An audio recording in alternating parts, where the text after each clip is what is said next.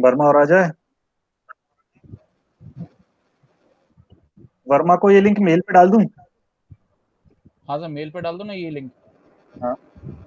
मैंने उन्हीं कारण वो फिर गूगल क्लासरूम पे मैंने क्रिएट कर दिया मैंने, अगर कल से वो फिर वहीं डायरेक्ट लिंक पहुंच जाया करेगी।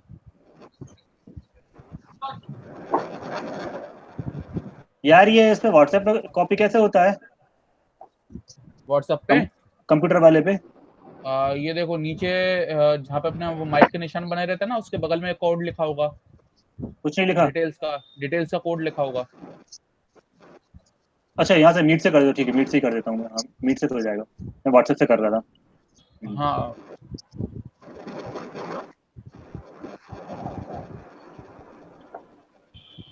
नहीं, मैं उसकी वर्मा की आईडी कॉपी कर रहा था। अच्छा, ईमेल आईडी हाँ, वो कॉपी नहीं हो रही यहाँ से व्हाट्सएप से। मैं कर दूं। मैं लैपटॉप पे बैठा हूँ अभी, मैं कर दे रहा। लैपटॉप पे कॉपी करने की कोशिश कर रहा था, व्हाट्सएप हो नहीं रहा। चले मैं एक मिनट जीमेल खोल लेता हूँ ना मेरा। हाँ। नहीं, मेरा खुला हुआ है, मैं भेज दे रहा हूँ, मेरा खुला हुआ है। Okay okay.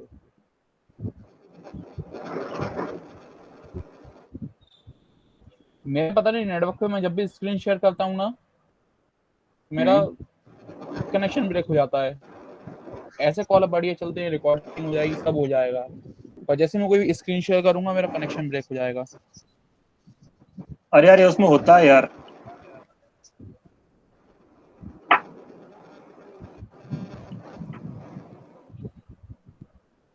देखो ने वो तो ज्वाइन कर लिया क्लासरूम तो। कल अब मैं क्या करूंगा, इसे कैलेंडर में वो शेड्यूल बना दूंगा। हम्म। ऑटो में और इसी लिंक से बना दूंगा शेड्यूल, लिंक सेम रहेगी है ना। तो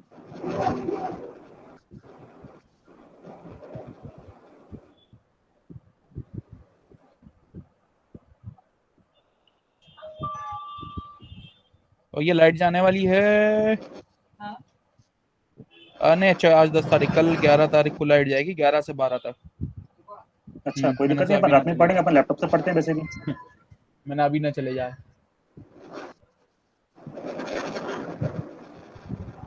भेज तो दिया मेल मैंने उसको।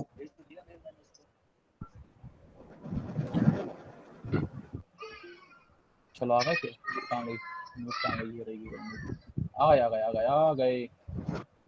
आ गया? हाँ हाँ, कहाँ आया, मुझे तो नहीं दिख रहा। आए तो थे, मैंने अभी तो एडमिट पे क्लिक करा मैंने। हाँ, आ आ गए। गया। आ गया।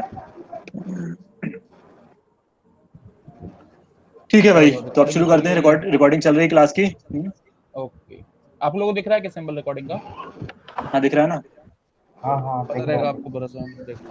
हम्म। चलो ठीक है, ओके। ओके। तो ये बार बार इसी में ज्वाइन करना पड़ेगा क्या? ऐसा मैं नहीं, अभी ऑटोमेटिक जनरेट लिंक कर दूंगा मैं कल से, तो कल से उस लिंक से बस लिंक क्लिक करना रहेगा, तो एडमिट के लिए वेट भी नहीं करना पड़ेगा। जैसे अपन अब तक कर ठीक रहे थे ना, वैसे ही हो जाएगा फिर से इसमें भी। ठीक ठीक। ठीक है।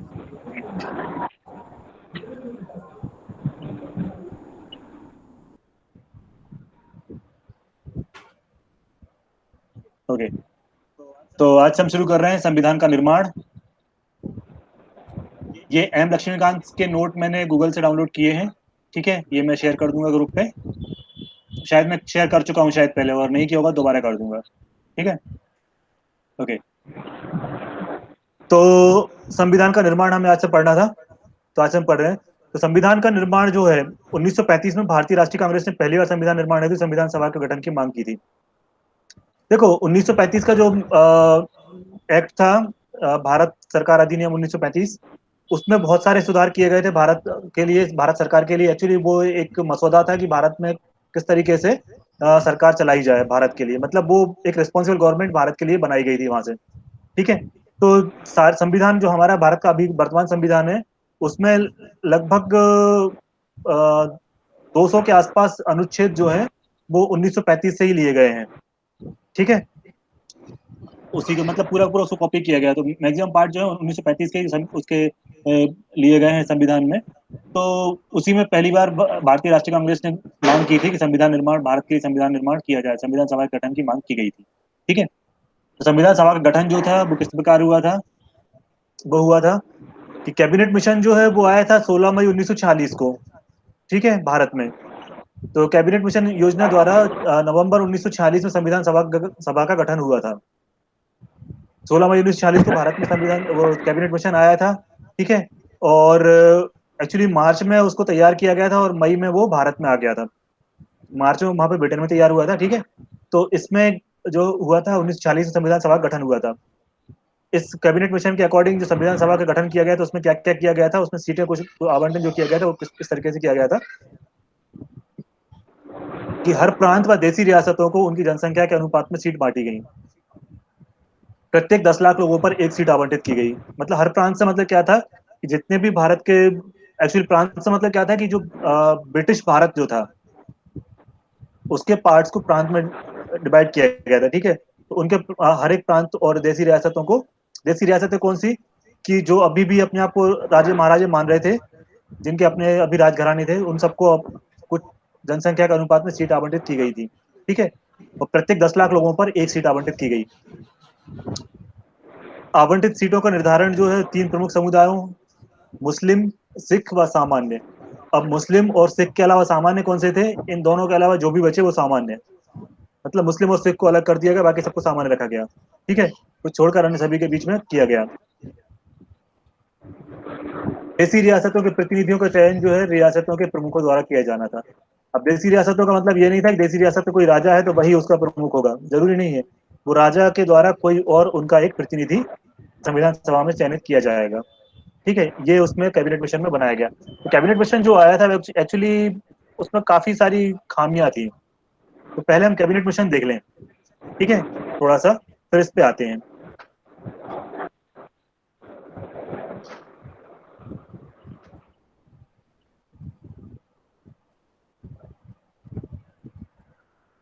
विजिबल है? यस। ओके। तो कैबिनेट मिशन क्या था? देखो 1945 में सेकेंड वर्ल्ड खत्म हो गया। सेकेंड वर्ल्ड वॉर पहले जब ब्रिटिश गवर्नमेंट ने भारत के जो सिपाहियों से कहा गया था कि भारत के सिपाही वर्ल्ड वॉर में पार्टिसिपेट करें और ब्रिटेन की तरफ से लड़ें, तो गांधी जी ने मना कर दिया। तब गांधी जी ने चाल चली थी कि इनके साथ सौदा किया जाए अंग्रेजों के साथ। तो उन्होंने ये कहा था कि आप हमसे, हमारे सिपाही आपके साथ लड़े, लेकिन शर्त ये है कि युद्ध खत्म होने के बाद आप भारत को आजाद कर दोगे। तो वो जो भारत छोड़ो आंदोलन जो चलाया गया था वो फिर उसी पे चलाया। जब इधर वर्ल्ड शुरू हुआ तो भारत छोड़ो आंदोलन शुरू हो गया था। तो उस पर फिर अंग्रेजों ने उनकी शर्त मान ली थी और फिर वर्ल्ड वार में पार्टिसिपेट किया था भारतीय सेना ने, ठीक है। और जब विश्व युद्ध समाप्त हुआ तो चूंकि उन्होंने पहले से आश्वासन दे रखा था, इसलिए युद्ध में विजय के कारण भारत को स्वशासन देने का सोचा, ठीक है। और एक्चुअली उसके कुछ और रीजन भी थे। उसका एक रीजन ये भी था कि ब्रिटिश सरकार की स्थिति जो थी वो स्वयं जायज गई थी। मतलब ये था कि उनकी खराब हो गई थी उनकी भी, क्योंकि युद्ध में काफी कुछ गवा चुके थे वो लोग। और अब भारत का शासन संभालना मुश्किल हो रहा था। भारत में विद्रोह पे विद्रोह हो रहे थे, कभी सेना के विद्रोह हो रहे थे, कभी पुलिस के विद्रोह हो रहे थे, कर्मचारियों के, शहरों के, निजी का विद्रोह भी हो गया था। तो बहुत सारे विद्रोह हो भी, उनको संभालना मुश्किल था। इसलिए उन्होंने फिर ये सोचा कि चलो इनको, वैसे ही वो लूट चुके हैं पूरा भारत से, क्या क्या चाहिए था, भारत में कुछ बचा ही नहीं था, खाली का भारत बचा था। तो उन्होंने सोचा छोड़ दो इनको, अब कितना लूटना। तो उस हिसाब से उन्होंने यहाँ पे कैबिनेट मिशन उन्होंने प्रस्ताव रखा, जो था भारत कैबिनेट मिशन आया, ठीक है। इस प्रतिनिधिमंडल लॉर्ड बावेल, उस टाइम जो लॉर्ड जो वायसराय था, लॉर्ड बावेल तथा भारत का एक योजना कैबिनेट मिशन कहा गया। इसका मुख्य उद्देश्य था भारत में पूर्ण स्वराज लाना, ठीक है। और इसने भारत के लिए एक नया संविधान तथा अस्थायी सरकार की स्थापना का लक्ष्य रखा था। तो कैबिनेट मिशन ने क्या किया कि एक अस्थायी सरकार, मतलब क्या था कि अभी भी स्थायी सरकार नहीं दे रहे थे वो, कैबिनेट मिशन में एक अस्थायी सरकार दे रहे थे भारत के लिए। तो महात्मा गांधी के विचारानुसार तत्कालीन परिस्थिति में ब्रिटिश सर सरकार आपकी आवाज बहुत ज्यादा ब्रेक सर्वोत्तम हो रही प्रेरणा है। था, मतलब अरे सर आवाज बहुत ज्यादा ब्रेक कर हो रहा रही है। होगा। हाँ, अभी ठीक है। अब एक दो लाइन कंटिन्यूअस बोलो कि समझ में आएगी। जैसे अभी तक समझ में आया कि अस्थायी सरकार बनाना उनका उद्देश्य था, कैबिनेट मिशन एस्टेब्लिश करने का ब्रिटिश सरकार हाँ, में ना। मतलब एक्चुअली वो अभी भी भारत को एक स्थायी सरकार नहीं दे रहे थे कैबिनेट मिशन में भी। उन्होंने एक अस्थायी सरकार दी थी, ठीक है, भारत के लिए। तो महात्मा गांधी के विचारानुसार जो था कि इसको उन्होंने सर्वोत्तम परिलेख माना। सर्वोत्तम परिलेख मतलब कि अब तक के जितने भी एक्ट आए थे अंग्रेजों के, उनमें सबसे अच्छा एक्ट महात्मा गांधी ने फिर भी इसको माना था बाकी सबके कंपैरिजन में। ये नहीं था कि ये यही सबसे अच्छा था हमें, लेकिन ये उन सबसे अच्छा था ये बाकी एक्ट से, कि इन्होंने यहाँ पर कम से कम ये तो कहा कि भारत को हम पूर्ण स्वराज दे रहे हैं। अब वो जो अस्थायी सरकार दे रहे थे वो भी इसलिए दे रहे थे कि अस्थायी सरकार के हिसाब से वो ये था कि जब तक भारत अपने आप अपने कदमों पर खड़ा नहीं हो जाता, पैरों पे, तब तक उसकी सरकार को कंट्रोल वो ऊपर से करते रहे वहां से। इस तरीके से वो अभी भी यहाँ पे कोशिश कर रहे थे। ठीक है, तो ये जो मिशन आया था ये क्रिस्प मिशन की तरह ही था कि जिसको ना तो पूरी तरह से स्वीकार किया जा सकता था और ना ही अस्वीकृत किया जा सकता था। ठीक है, तो कैबिनेट मिशन की जो प्रमुख बातें थी, जो अभी मैंने कुछ बातें पहले उसमें बताई, उसी के जैसी थी यहाँ भी इसमें कैबिनेट मिशन में प्रमुख बातें वो यही थी। जैसे सबसे पहले कि ब्रिटिश प्रांतों और देसी राज्यों को मिलाकर एक भारतीय संघ का निर्माण किया जाएगा। ठीक है, भारतीय संघ के अधीन परराष्ट्र नीति, प्रतिरक्षा और संचार व्यवस्था रहेगी। परराष्ट्र नीति मतलब विदेश नीति और डिफेंस और कम्युनिकेशन, ये संघ के अधीन रहेंगे, जिसके लिए आवश्यक धन भी संघ ही जुटाएगा। ठीक है, ये उसमें था। और संघ की एक कार्यपालिका और विधानमंडल होगा जिसमें ब्रिटिश प्रांतों और देसी राज्यों के प्रतिनिधि शामिल होंगे। मतलब ये सब तो उसने पहले बता दिया, वही चीजें हैं कि देसी राज्यों के प्रतिनिधि भी होंगे और प्रांतों के राज्यों के प्रतिनिधि भी होंगे। ठीक है, अब जो प्रांत डिवाइड किए गए थे, वो प्रांत किस तरीके से डिवाइड किए थे? प्रांतों को 3 समूह में बांटा गया था। पहला समूह था जिसमें था मद्रास, बंबई, संयुक्त प्रांत, मतलब एक सेंट्रल वो था। ठीक है, संयुक्त प्रांत था एक एक मध्य प्रांत। मध्य प्रांत में अपने एमपी आता था। ठीक है, एमपी और महाराष्ट्र का कुछ पार्ट, जो अब वर्तमान महाराष्ट्र का कुछ पार्ट आता था। ठीक है, मध्य प्रांत में भोपाल वगैरह ये सब मध्य प्रांत के पार्ट थे। ठीक है, विदर्भ वगैरह, बिहार और उड़ीसा, ये एक एक पार्ट था। दूसरा ग्रुप था जिसमें था उत्तरी उत्तरी पश्चिमी सीमा प्रांत। उत्तरी पश्चिमी सीमा प्रांत में कौन सा था? अपना कश्मीर का पार्ट था पूरा। इधर कश्मीर था थोड़ा सा, और उसके थोड़े से लगे हुए ये पाकिस्तान के कुछ हिस्से, पाकिस्तान था और अफगानिस्तान के कुछ हिस्से उस टाइम पे रहे थे। ठीक है, ये सब था पश्चिमी उत्तरी पश्चिमी प्रांत, पंजाब और सिंध। ठीक है, ये था।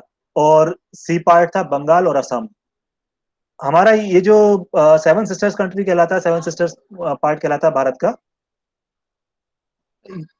North east. एक्चुअली वो पहले पूरा आसाम था, इसको तोड़ के 7 भागों में विभाजित किया गया आसाम को।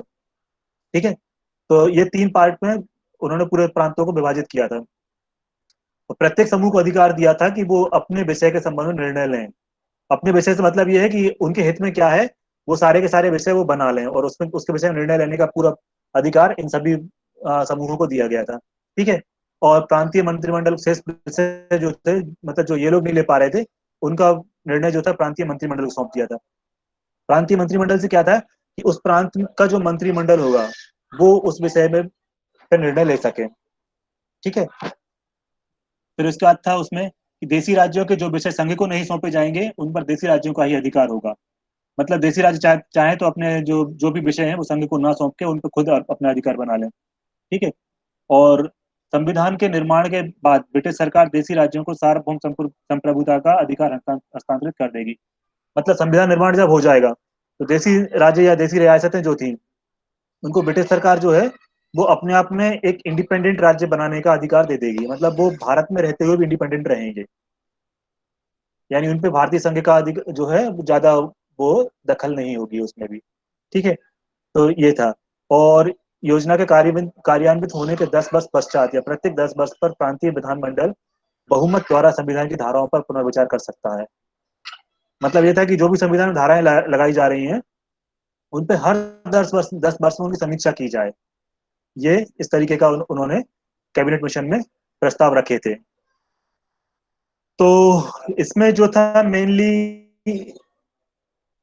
जो हो रहा था इस प्रस्ताव में, जो विशेष बातें थी वो थी कि प्रति 10 लाख पे जनसंख्या पे एक सदस्य निर्वाचित होगा। ठीक है, प्रांतों के संविधान सभा में प्रतिनिधित्व आबादी के आधार पर दिया जाएगा।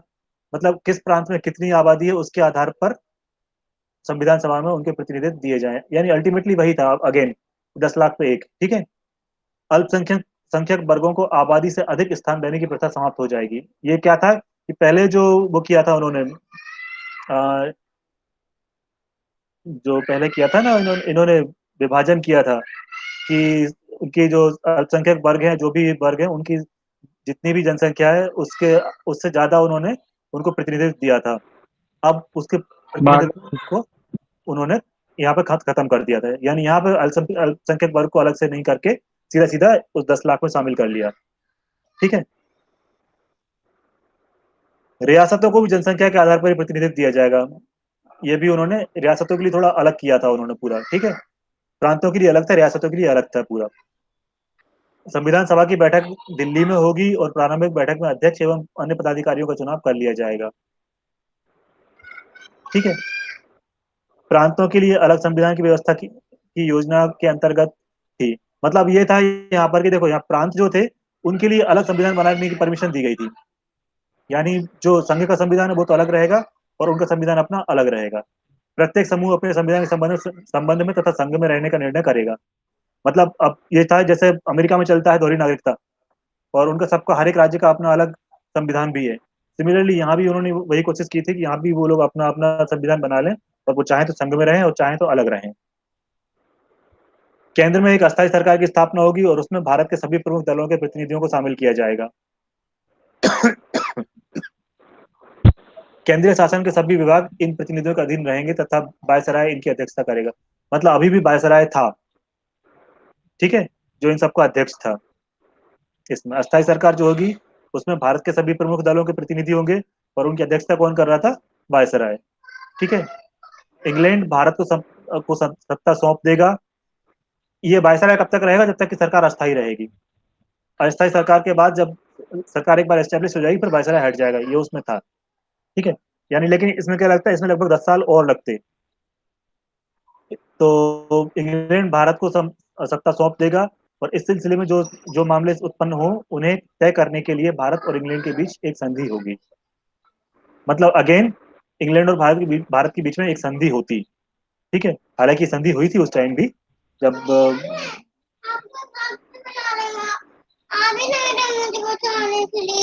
बेटा हम अभी क्लास ले रहे हैं, आप बाद में आना, ठीक है, जाओ।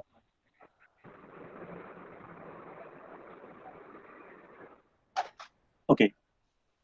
तो अंततः 14 जून 1946 को कांग्रेस और मुस्लिम लीग दोनों ने इस योजना को स्वीकृति दे दी, ठीक है। मतलब कैबिनेट मिशन जो था उसको 1946 में 14 जून को दोनों, एक्चुअली भारत में मेन पार्टियां कौन कौन सी थी उस टाइम पर बेटा? मोबाइल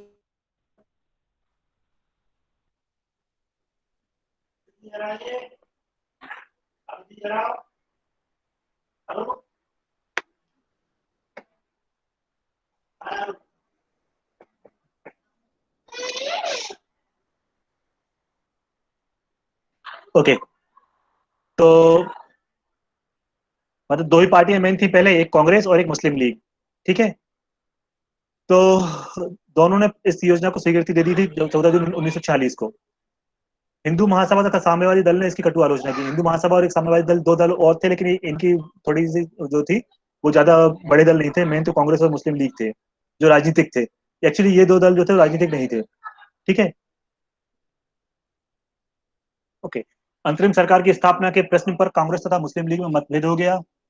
मुस्लिम लीग ने दावा किया कि वह कांग्रेस के बिना ही अंतरिम सरकार का निर्माण कर लेगी।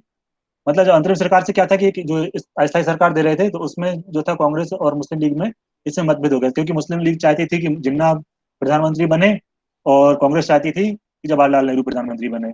इस बात पे उनमें मतभेद हुआ था, और इसके लिए जो था कांग्रेस ने पहले इसका बहिष्कार कर दिया था अंतरिम सरकार के लिए। बाद में कांग्रेस मान गई थी, ठीक है। सर स्क्रीन शेयर चालू है क्या? हाँ चालू है ना। फाइल स्क्रॉल नहीं हो रही, सबके वैसे ही हो रहा है। नहीं तो फाइल तो मैं ही स्क्रॉल कर पाऊंगा, तुम थोड़ी कर पाओगे। नहीं करिए क्या स्क्रॉल? पहला ही पेज दिख रहा है बस, संविधान महासभा का गठन, पेज 1। अरे तो मैं दूसरी स्क्रीन पे काम कर रहा हूँ। अच्छा चलो मैं दोबारा करता हूँ।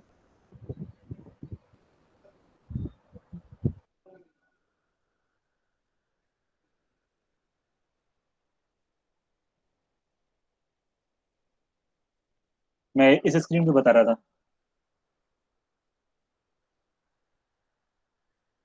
तो जब अब विजिबल है। विजिबल है। ओके। तो जब इसका मतभेद हुआ था तो मुस्लिम लीग ने दावा किया कि वह कांग्रेस के बिना ही अंतरिम सरकार का निर्माण कर लेगी। ठीक है। जब जब चूंकि कांग्रेस अलग हो गई, मुस्लिम लीग ने दावा किया, तो जो वायसराय था उसने फिर मुस्लिम लीग के इस प्रस्ताव को ठुकरा दिया। ठीक है। 1946 के चुनाव में निर्वाचन के लिए निर्धारित कुल 102 स्थानों में कांग्रेस को 59 स्थान प्राप्त हुए और मुस्लिम लीग को मात्र 30 स्थान प्राप्त हुए। तो इसमें इसीलिए उसमें फिर वो हुआ था। मुस्लिम लीग को चुनाव परिणाम से घोर निराशा हुई। 8 अगस्त 1946 को कांग्रेस की कार्य समिति ने प्रस्ताव पारित कर अंतरिम सरकार बनाने की योजना स्वीकार कर ली। मतलब पहले इन्होंने अंतरिम सरकार के लिए कांग्रेस ने मना कर दिया था, लेकिन बाद में कांग्रेस मान गई। और मानी क्यों? क्योंकि ज्यादा सीट मिल गई थी, इसलिए मान गई। ठीक है। और फिर योजना स्वीकार कर ली। तो 2 सितंबर 1946 को प्रधानमंत्री बने पंडित जवाहरलाल नेहरू और उन्होंने अपना कार्यभार संभाला। आगे चलकर वायसराय की सलाह पर मुस्लिम लीग ने भी अक्टूबर 1946 में कांग्रेस सरकार में शामिल होना स्वीकार कर लिया। लेकिन सरकार को सहयोग देने के बदले यह हमेशा उसे कार्य में अड़ंगा डालती रही। एक्चुअली मुस्लिम लीग जब सरकार में शामिल हुई थी तो उसका मेन उद्देश्य यही था कि वो क्या है कि उसकी मेन डिमांड बढ़ गई थी एक मुस्लिम बाहुल्य देश की, मतलब पाकिस्तान की मांग के लिए वो करने लगे थे। तो वो सरकार में इसलिए शामिल हुए ताकि अड़ंगा डालते रहे और सरकार फिर मान जाए और वो उनको अलग कर दे। तो कैबिनेट मिशन ने भारत के विभाजन का मार्ग तैयार कर दिया था। मतलब यहाँ से जो एक्चुअली जो कैबिनेट मिशन आया था वो आया ही इस तरीके से था कि भारत को और जितने टुकड़े कर सकते हैं कर दें। तो उसी हिसाब से भारत के विभाजन के हिसाब से आया था।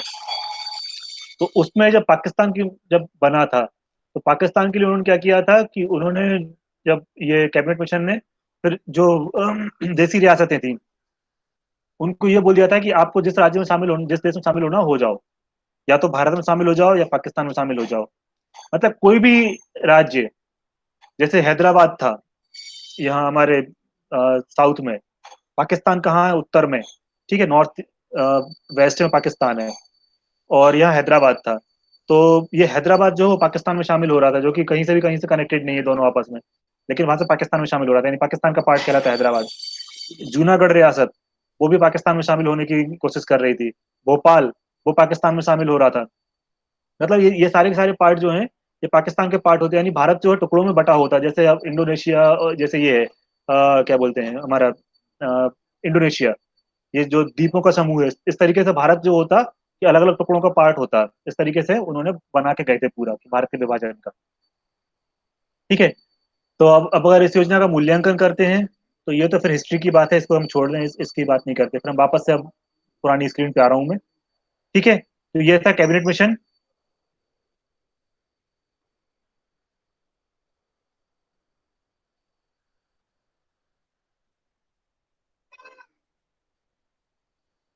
वर्मा जी कोई कमेंट देना चाहेंगे इस पे?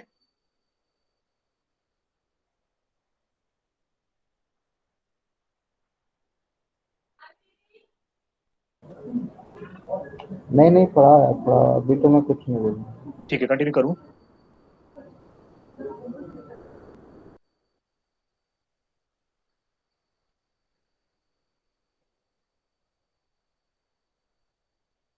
ओके। अब आते हैं अपन संविधान सभा के चुनाव। तो संविधान सभा का चुनाव जो था वो क्या था? संविधान सभा जो थी, संविधान सभा एक आंशिक रूप से चुनी हुई और आंशिक रूप से नामांकित निकाय थी। चुनी हुई नामांकित से मतलब क्या था कि जैसे वो एक इलेक्शन हुआ था 1940 में, इसमें 102 सीटों के लिए इलेक्शन हुए थे। तो 102 सीटों में से 59 सीटें भारत ये कांग्रेस ने ली थी और 30 सीटें मुस्लिम लीग ने ली थी। ठीक है। तो ये इस तरीके से कुछ सीटें तो ये निर्धारित हुई थी। दूसरा, कुछ आंशिक रूप से नामांकित निकाय भी थी। नामांकित कौन कौन से थे? जो देसी रियासतें थी उन्होंने अपने जो थे प्रतिनिधि वो नामांकित किए थे। ठीक है। संविधान सभा जो थी फिर एक आंशिक रूप से चुनी हुई और आंशिक रूप से नामांकित निकाय थी। संविधान सभा का चुनाव वयस्क मताधिकार के आधार पर नहीं हुआ था। ये क्या कैसे हुआ था? ये जो हुआ था वो इनडायरेक्ट इलेक्शन के थ्रू हुआ था। ठीक है। संविधान सभा में प्रत्येक समुदाय हिंदू, मुस्लिम, सिख, पारसी, भारतीय मतलब एंग्लो इंडियन, और भारतीय ईसाई, और SC ST, और महिलाएं, इनके प्रतिनिधियों को स्थान दिया गया था। ठीक है। अब संविधान सभा के लिए सीटें निर्धारित की गई थी वो कितनी थी? 389 सीटें निर्धारित की गई थी, कुल सीटें। ठीक है। जिनमें से 296 जो थी वो ब्रिटिश भारत की थी, 93 देसी रियासत की थी। देसी रियासतों को जो सीटें आवंटित की गई थी वो सीटें भर नहीं पाई थी। उन्होंने खुद को संविधान सभा से अलग कर लिया था, मतलब करने का निर्णय किया था सब सब अपने खुद को। ठीक है। तो जो जो 296 सीटें जो थी ब्रिटिश भारत की, उसमें क्या था, 208 सीटें कांग्रेस को प्राप्त हुई थी और 73 सीटें मुस्लिम लीग को प्राप्त हुई थी, और 15 सीटें स्वतंत्र सदस्यों को प्राप्त हुई थी। ये कैसे हुआ था कि ये उन्होंने नामांकन के थ्रू किया था, और नामांकन और इलेक्शन के थ्रू, तो इस तरीके से सीटें इनको मिली थी। ठीक है। तो संविधान सभा की बैठक, संविधान सभा की पहली बैठक 9 दिसंबर 1946 को हुई। मुस्लिम लीग ने बैठक का बहिष्कार किया। सच्चिदानंद सिन्हा जो थे अस्थायी अध्यक्ष बनाए गए। मतलब जो पहली बैठक हुई थी 9 दिसंबर 1946 को, उसका मुस्लिम लीग ने बहिष्कार कर दिया था। क्योंकि क्यों किया था कि उनके उनको क्या था, सीटें कम प्राप्त हुई थी, 73 सीटें मिली थी, तो उन्हें लगा कि अगर हम इसमें शामिल होते हैं तो हमारी कोई तवज्जो ही नहीं रहेगी, कोई वैल्यू नहीं रहेगी, इसलिए उन्होंने उसका बहिष्कार कर दिया था। ठीक है। और उस सभा के जो पहले अध्यक्ष बनाए गए थे, अस्थायी अध्यक्ष थे, वो थे सच्चिदानंद सिन्हा। ये एक वकील थे। ठीक है। बैरिस्टर थे सच्चिदानंद सिन्हा। इनको उसका अध्यक्ष बनाया गया था, अस्थायी अध्यक्ष बनाए गए थे। 11 दिसंबर को दूसरी बैठक हुई थी, जिसके जो अध्यक्ष बनाए गए उसमें वो थे डॉक्टर राजेंद्र प्रसाद, और इनको स्थायी अध्यक्ष चुन लिया गया था। ठीक है। जो कि बाद में हमारे राष्ट्रपति बने, पहले राष्ट्रपति। BN राय को संवैधानिक सलाहकार नियुक्त किया गया। ठीक है। ये भी एक वकील थे। HC मुखर्जी, ये भी एक बैरिस्टर थे, इनको संविधान सभा का उपाध्यक्ष नियुक्त किया गया। मतलब इसमें क्या था कि इसमें मैक्सिमम लोग बैरिस्टर ही थे। ठीक है। डॉक्टर जवाहरलाल नेहरू एक्चुअली वो खुद भी एक बैरिस्टर हुआ करते थे। तो उन्होंने जो उद्देश्य प्रस्ताव प्रस्तुत किया था, वो था, जिसका जो कि उन्होंने जो उद्देश्य प्रस्ताव प्रस्तुत किया था, उसी उद्देश्य प्रस्ताव को बाद में थोड़ा सा संशोधित करके हमारे संविधान की प्रस्तावना बनाया गया। ठीक है। तो उनका जो उद्देश्य प्रस्ताव था, एक्चुअली उद्देश्य प्रस्ताव से मतलब क्या था कि संविधान हमारा किस तरीके से, किस तर्ज पे बनाया जाए, मतलब संविधान का एम क्या होना चाहिए बनाने का, तो वो उन्होंने दिया था जवाहरलाल नेहरू ने। तो उसके अनुसार क्या था कि भारत को एक स्वतंत्र संप्रभु गणराज्य घोषित करती हो, मतलब इस तरीके से संविधान बनाया जाए कि जो भारत को स्वतंत्र और संप्रभु गणराज्य घोषित करे। तो संविधान सभा ने ये कहा था कि संविधान सभा भारत को स्वतंत्र संप्रभु गणराज्य घोषित करती है। गणराज्य मतलब जो कि पब्लिक से जनता से बना हो, ना कि नेताओं से। संप्रभु यानी जिसपे जो अपने आप में कंप्लीट हो, किसी और पर डिपेंडेंट ना हो। और स्वतंत्र यानी कोई उस पर कंट्रोल ना करे। ठीक है। ये तीन इसकी, इन सब शब्दों की तीन परिभाषाएं मेन ये थी। स्वतंत्र मतलब इंडिपेंडेंट, जिस पर कोई कंट्रोल ना करे। संप्रभु मतलब जो सेल्फ डिपेंडेंट हो। गणराज्य जो कि जनता के निर्णय से मिलकर बना हो। ठीक है। ब्रिटिश भारत के सभी क्षेत्र, भारतीय राज्यों में शामिल सभी क्षेत्र, भारत के बाहर के ऐसे क्षेत्र जो भारत में शामिल होना चाहेंगे, भारतीय क्षेत्र होंगे। ये इसका उद्देश्य था। मतलब भारत जो था कि अब चूंकि भारत के हाथ में आ गया था पूरा सब आना था, ब्रिटिश भारत के सभी क्षेत्र, भारतीय राज्यों में शामिल सभी क्षेत्र, और भारत के बाहर के ऐसे क्षेत्र जो भारत शामिल होना चाहते हो, मतलब किसी भी कोई भी देश जो भारत, कोई भी पार्ट जो भारत में अभी शामिल नहीं है, वो अगर भारत में शामिल होना चाहता है तो बाद में भारतीय क्षेत्र कहलाएंगे। तथा इनकी सीमाओं व क्षेत्रों का निर्धारण संविधान सभा द्वारा किया जाएगा। ये एक दूसरा उद्देश्य था उसका। संप्रभु स्वतंत्र भारत की सभी शक्तियां एवं प्राधिकार आदि का स्रोत भारत की जनता होगी। ये तीसरा उद्देश्य था। मतलब अगेन कि गणराज्य जो होगा, भारत जो होगा एक गणराज्य होगा, लेकिन स्वतंत्र और संप्रभु रहेगा, लेकिन उसकी शक्तियों का प्राधिकार जो होगा वो भारत की जनता के हाथ में होगा, ना कि नेताओं और अमीरों के हाथ में। ठीक है। भारत के सभी लोगों के लिए न्याय, सामाजिक, आर्थिक एवं राजनीतिक स्वतंत्रता और सुरक्षा, अवसर की समानता, विधि के समक्ष समता, विचार एवं अभिव्यक्ति, विश्वास, भ्रमण, संगठन बनाने की आदि की स्वतंत्रता तथा लोकनैतिक की स्थापना सुनिश्चित की जाएगी। मतलब अगेन जो प्रस्तावना में दिए गए हैं वो सारी चीजें इसमें थी। ठीक है। अल्पसंख्यकों, पिछड़े वर्गों तथा जनजातीय क्षेत्र के लोगों को पर्याप्त सुरक्षा प्रदान की जाएगी। मतलब क्योंकि पहले क्या था कि भारत की हालत पहले से दयनीय थी। भारत में अल्पसंख्यकों को, पिछड़े वर्गों तथा जनजातीय क्षेत्र के लोगों को बहुत की हालत बहुत दयनीय थी। तो उन्होंने ये कहा था कि इनको पर्याप्त सुरक्षा प्रदान की जाएगी, संघ की एकता को अक्षुण्ण रखा जाएगा।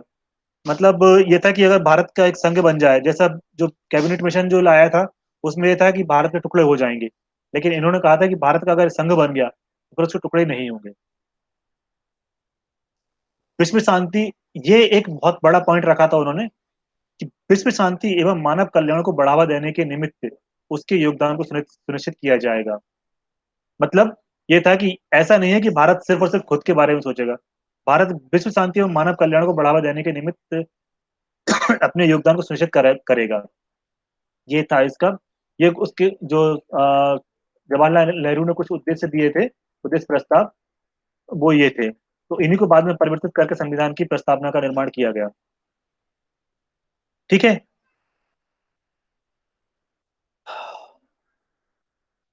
बोलते बोलते थक गया यार मैं तो। ओके। इस अधिनियम ने सब, हाँ एनर्जी ड्रिंक भिजवाएं। नहीं यार, अभी मेरे पास एनर्जी ड्रिंक रखा हुआ है, लेकिन उसमें भैया ने कहा कि 5 बजे के बाद नहीं पीना उसको, इसीलिए, नहीं तो सो नहीं पाऊंगा रात में। बट सही है। तुम कब से पीने लगे? तुम कब से पीने लगे एनर्जी ड्रिंक? यार अब हम दूसरे एनर्जी ड्रिंक पी रहे हैं। सर हम लोग वेज वाली पीते हैं, वेज एनर्जी ड्रिंक पीते हैं हम लोग। हम लोग देसी पीते हैं। कंट्री में तो घर पे पी लेते हैं। वेजिटेरियन है टोटल कंट्री में। हाँ कंट्री में, भारत में निर्मित। देसी कौन, महुआ वाली? नहीं नहीं, हर्बल। ये अब निकला टैलेंट, देखो इन्होंने सब टेस्ट किए। तो अब यार वो भोपाल में रहा। बच्चे भी रिकॉर्डिंग सुनेंगे सर क्लास की। ये रिकॉर्डिंग अपने पास ही रखना। आज की रिकॉर्डिंग अपन शेयर नहीं करेंगे। नहीं, शेयर तो करना पड़ेगा, लोगों को शेयर कर देंगे। क्रॉप कर देंगे। हाँ हाँ हाँ, और क्या। कितने मिनट हुए अभी रिकॉर्डिंग में? कहाँ टाइम दिख रहा है सर? 21 मिनट हुए लगभग। यार मैं अगर इसको हटा दूंगा तो वो शेयरिंग स्टॉप हो जाएगी। मैंने देख लिया। ओके, वेरी गुड, कंटिन्यू करो। ओके। अरे बच्चे भी समझदार हैं, बच्चा कोई दिक्कत नहीं है। ओके। देखो मैं आज सिर्फ ये यहीं तक कराऊंगा, फिर जो संविधान की समितियां हैं वो हम कल करेंगे यार, ठीक है? हाँ ठीक है, तो आज जाने दो। हाँ जितने ही रहते, ये और कर देता हूँ, ये भारतीय स्वतंत्रता अधिनियम 1947 से। ठीक है, ओके। तुम्हारा माइक बंद करना यार। ठीक है, हरेंद्र के माइक से इको होता है। चलो, तो देखो, कैबिनेट मिशन जो आया था वो आया था 46 में, फिर भारतीय स्वतंत्रता अधिनियम आया था 1947 में। ठीक है, ये दोनों ही ब्रिटिश सरकार ने ही लाए थे, अभी भारत स्वतंत्र नहीं हुआ अभी। ठीक, तो इन दोनों जो कैबिनेट मिशन जो लेके आया था उसमें कुछ संशोधन किए गए थे भारतीय स्वतंत्रता अधिनियम 1947 से।